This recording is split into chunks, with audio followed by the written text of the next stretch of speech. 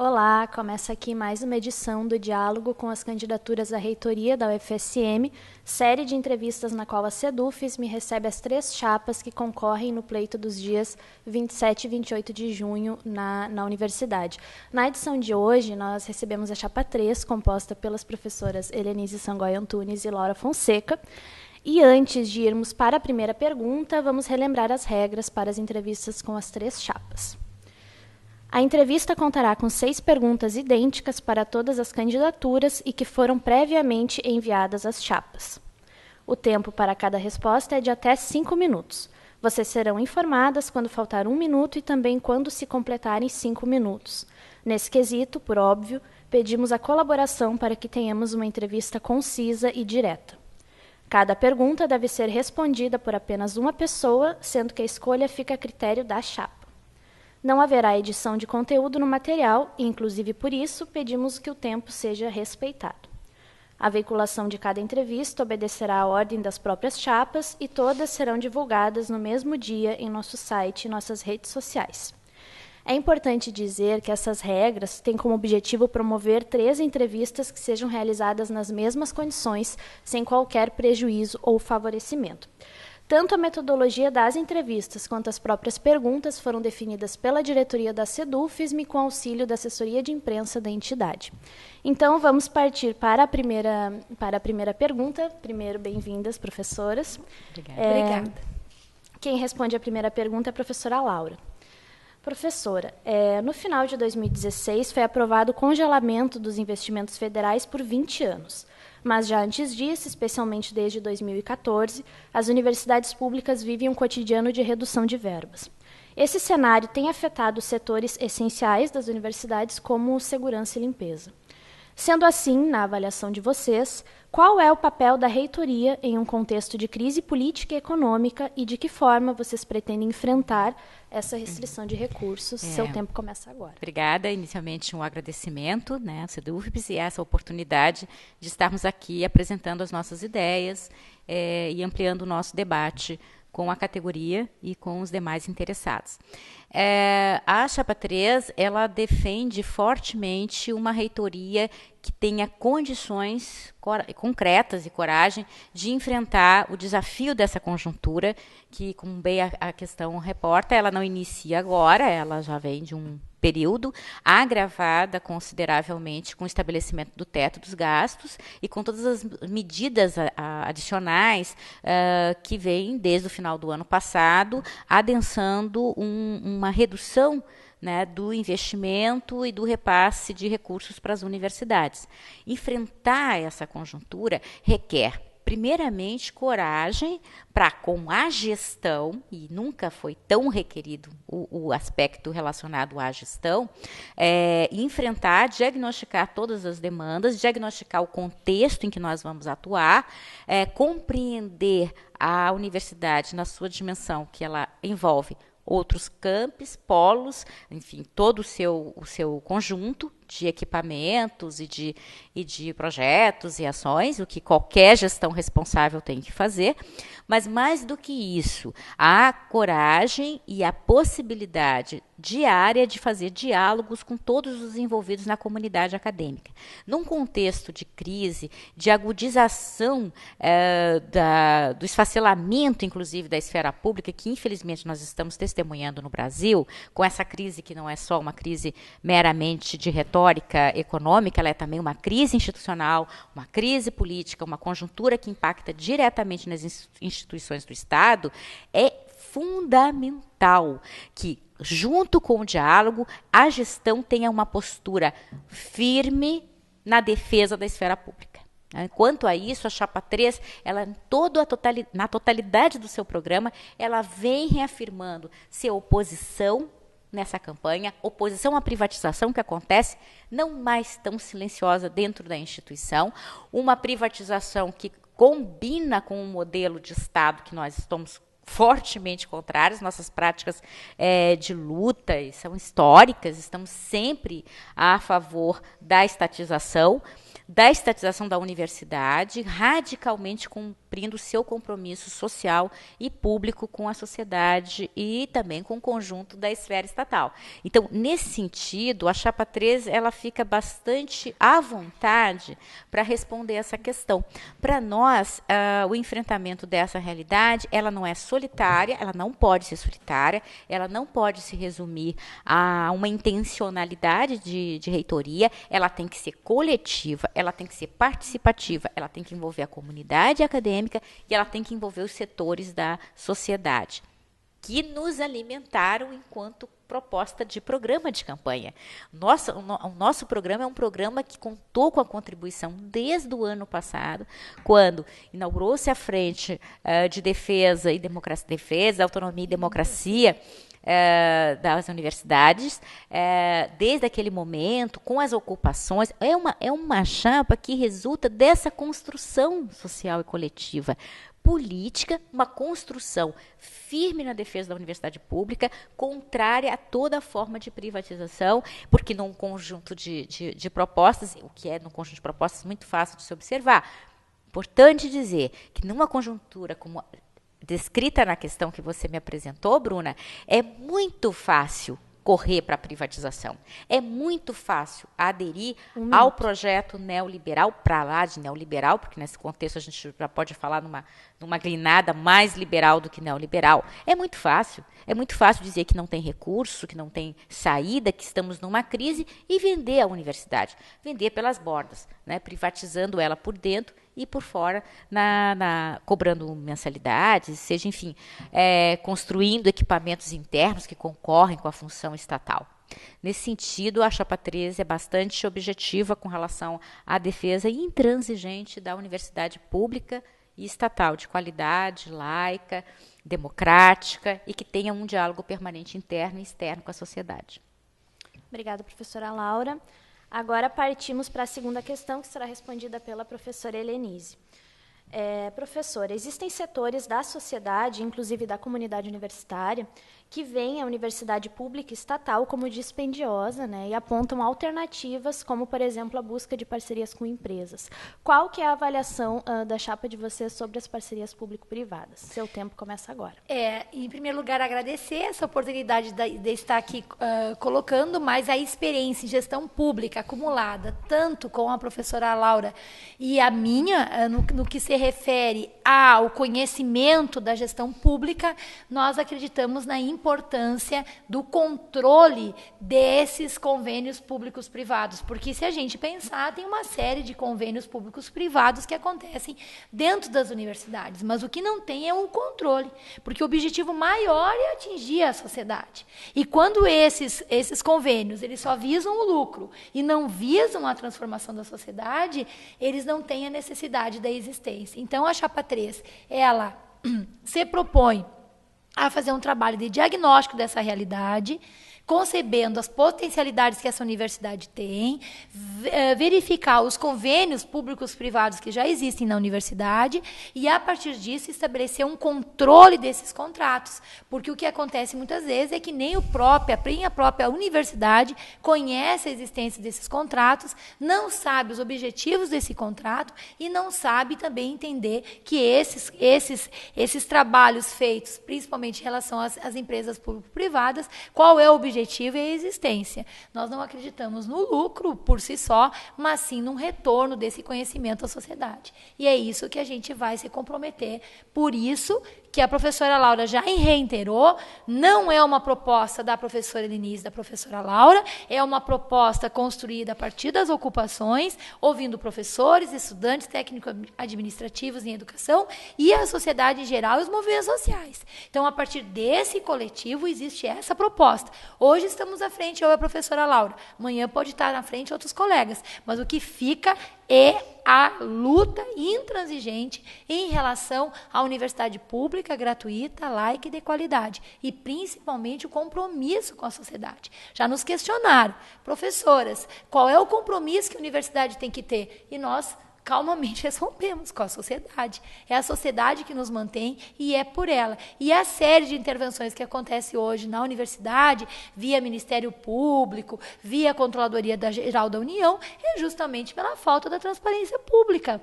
Pergunto a vocês, quais são os convênios públicos privados que na universidade existem?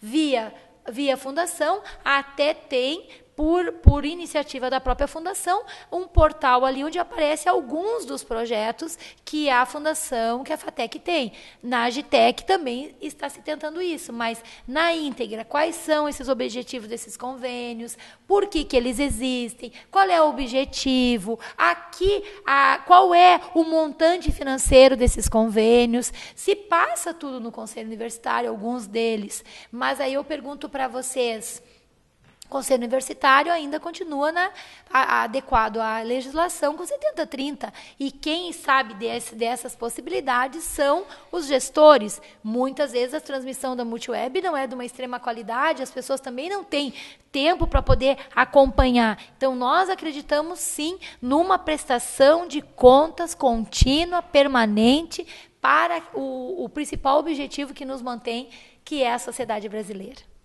Obrigada, professora.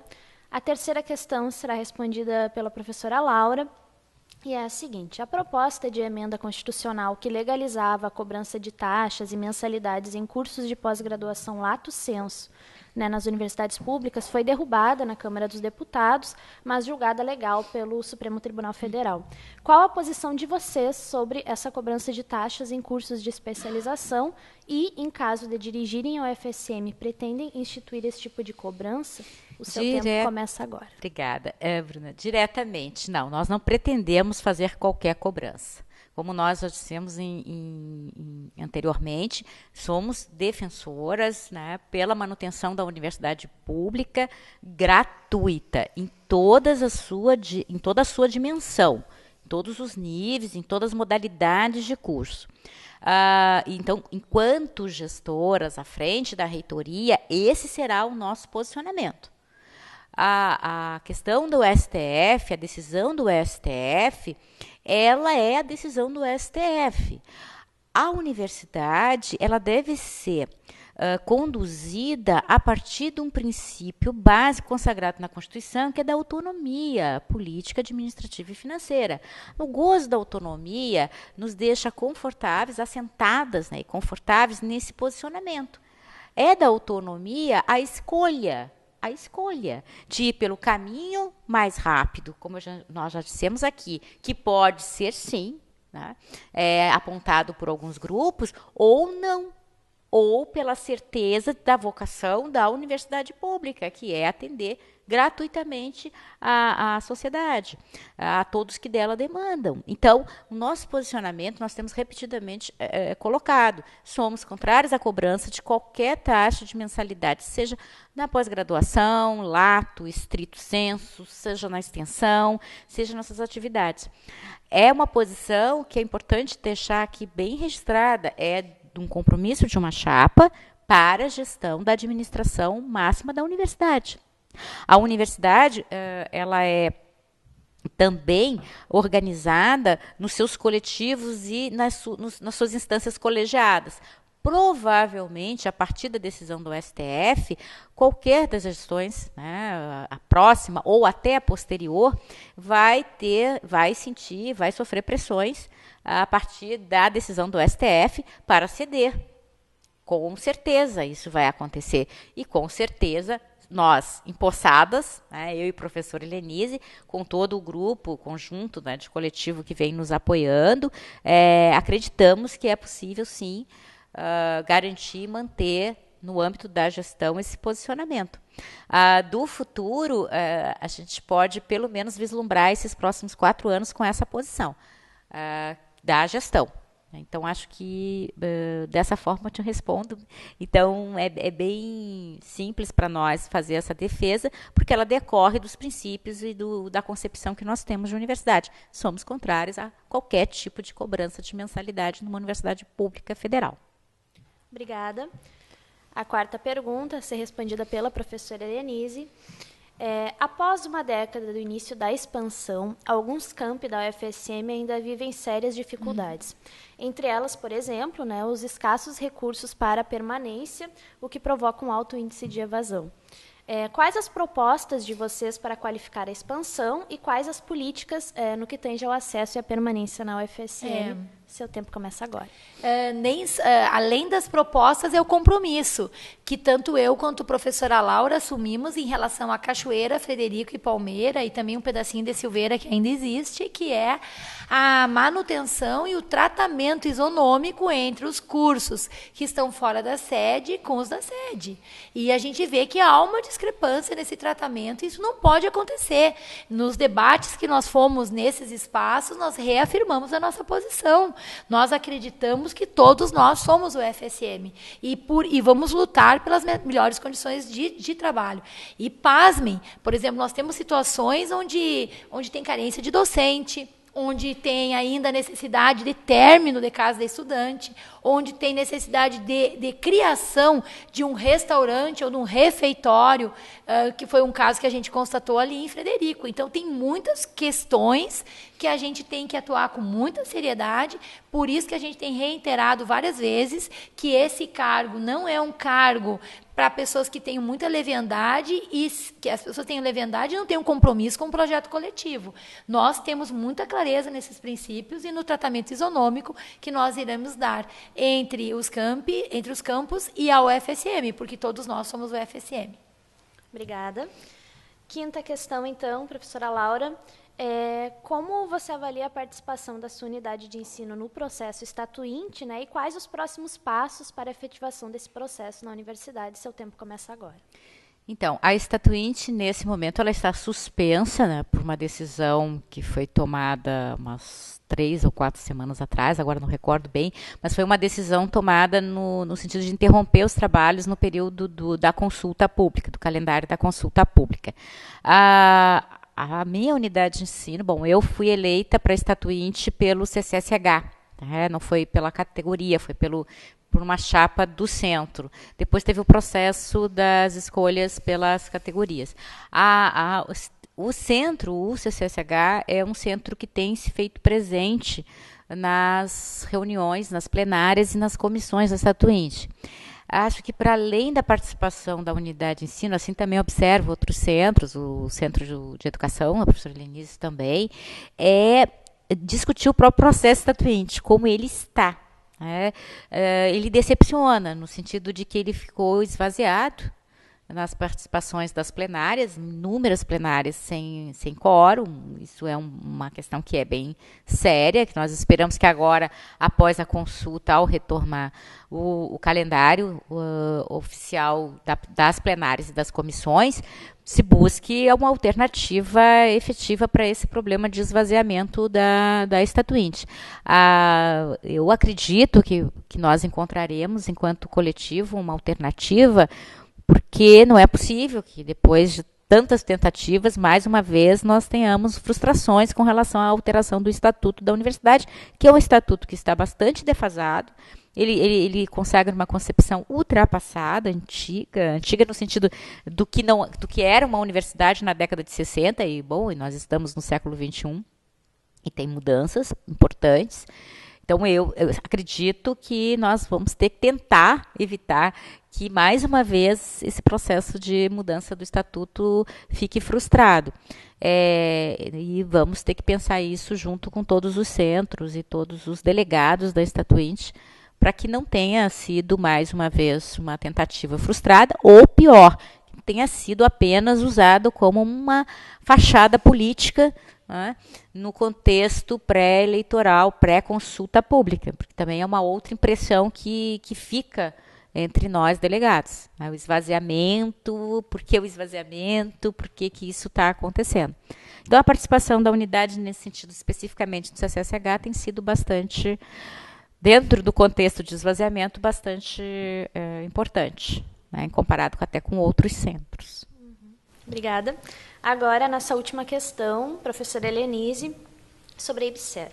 A Empresa Brasileira de Serviços Hospitalares, né, a EBSER, ela foi vendida para a comunidade universitária e santamariense como uma solução, né, para os problemas do hospital universitário. Atualmente, no entanto, o que se percebe, né, é o inchaço nos atendimentos e uma precariedade em alguns setores do hospital.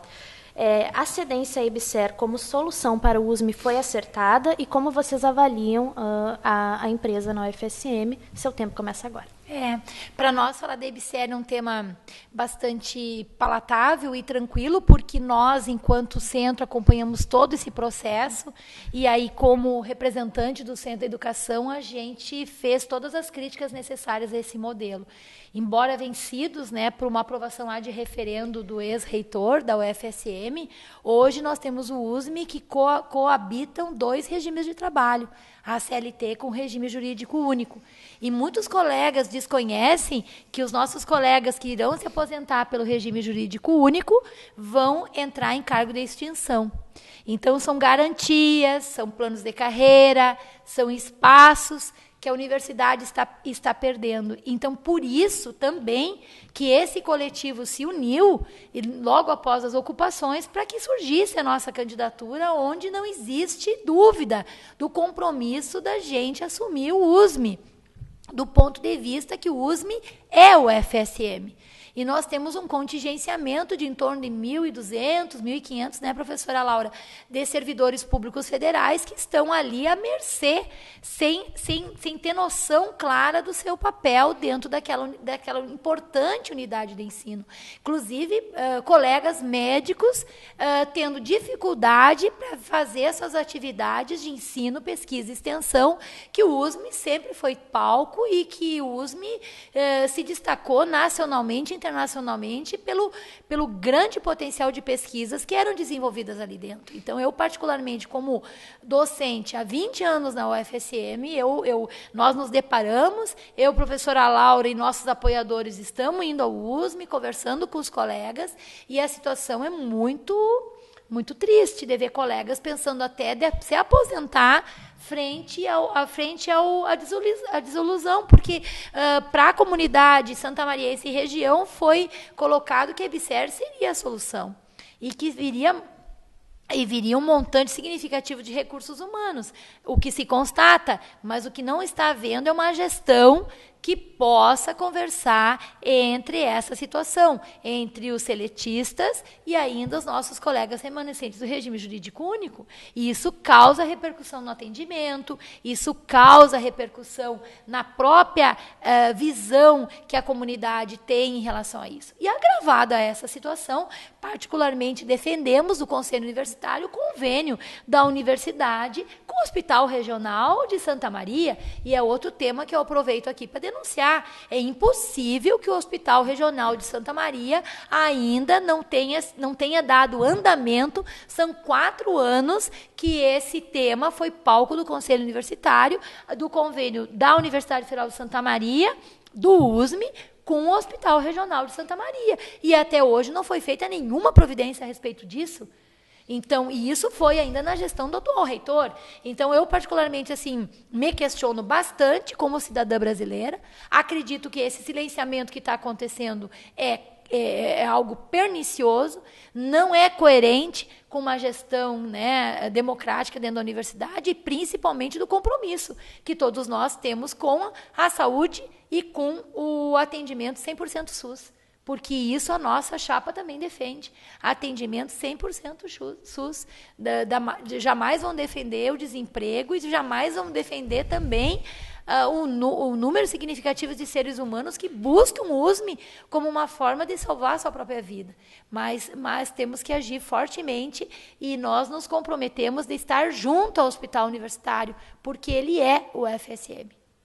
Obrigada, professora. E com essa resposta, nós encerramos a 3ª edição do Diálogo com as Candidaturas à Reitoria da UFSM, série de entrevistas produzida pela CEDUFSM, com as 3 chapas que concorrem no pleito dos dias 27 e 28 de junho.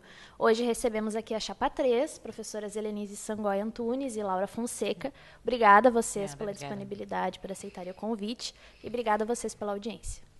Obrigada.